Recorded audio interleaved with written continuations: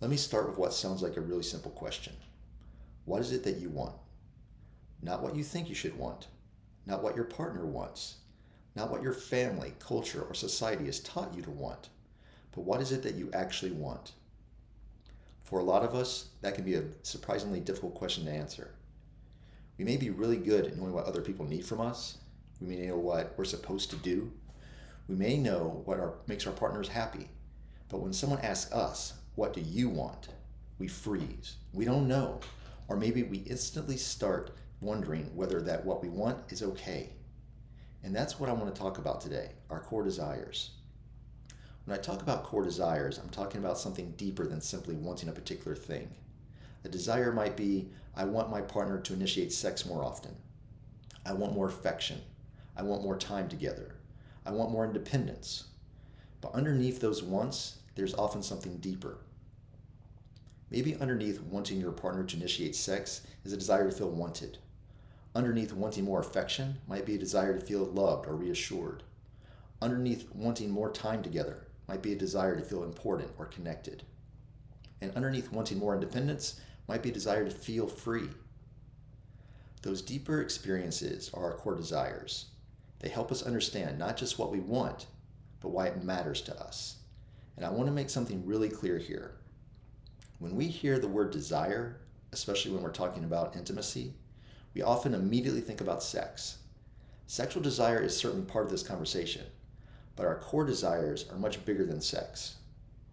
You might desire to feel safe or wanted, chosen, maybe understood or appreciated, maybe to feel free or playful, powerful, cared for, seen, or desired, or possibly to feel deeply connected to another person.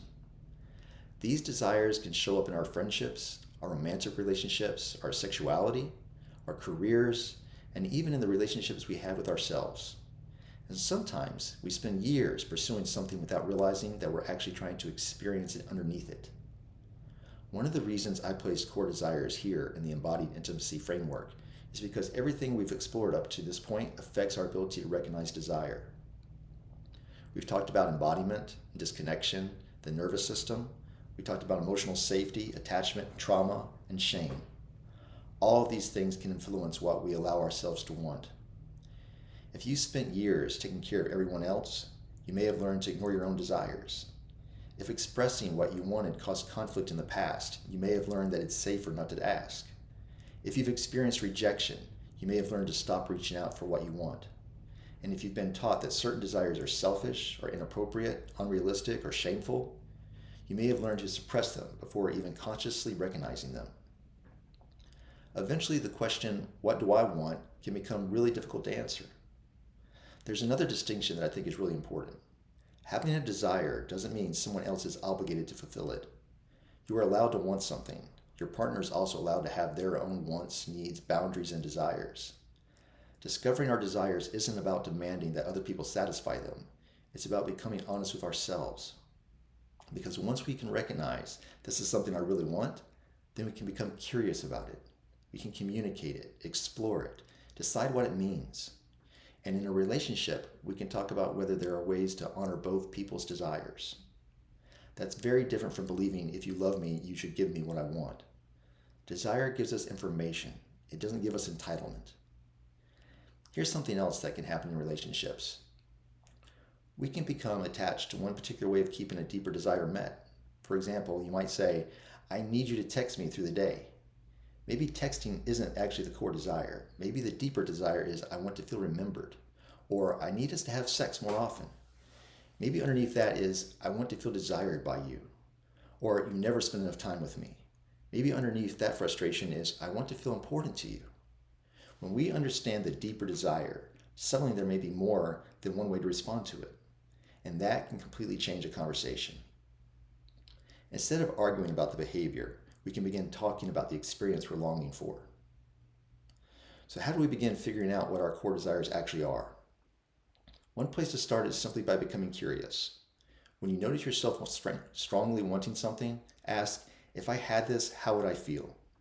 Maybe your answer is loved, safe, wanted or connected, seen or important. Then go one step deeper. Why is that feeling important to me? And you can also look at moments when you feel hurt, frustrated, jealous, disappointed, disconnected. Not because every uncomfortable emotion means something has gone wrong, but because those emotions sometimes point towards something that matters deeply to us. You might ask, what am I longing for right now? That question can reveal a lot. Desire requires honesty. Learning our core desires requires a certain amount of honesty with ourselves. Because sometimes what we discover doesn't match the story we've been telling ourselves. Maybe you've always thought you were completely independent, but underneath that independence is a deep desire to be cared for. Maybe you think you should want a certain kind of relationship, but another part of you wants something different. Maybe there are things you want sexually that you've never allowed yourself to acknowledge. Or maybe what you really want is more excitement or less excitement. Maybe you want tenderness. Maybe you want safety, slowness, affection, or reassurance. There isn't a correct answer. The purpose isn't to decide what you should want. It's to become curious about what is actually true for you. And something else that's important to remember. Your desires are allowed to change. What you wanted 5 years ago may not be what you want today. What you wanted at the beginning of a relationship may change as the relationship grows. Your sexual desires can change. Your emotional needs can change. Your priorities can change. Change is part of being human. Understanding ourselves isn't about discovering one permanent answer to the question, who am I? It's about developing enough connection with ourselves that we can continue noticing when those answers change. So sometime this week, I want you to spend a few minutes with one simple question. What do I want? And then notice what happens. Do you immediately have an answer, or do you go blank? Do you start thinking about what you're supposed to want? Do you judge the answer that comes up? Whatever happens, just notice it. Then choose one thing you want and ask, if I had this, how would I feel? The second question may bring things much closer to the core desire, things underneath that core desire.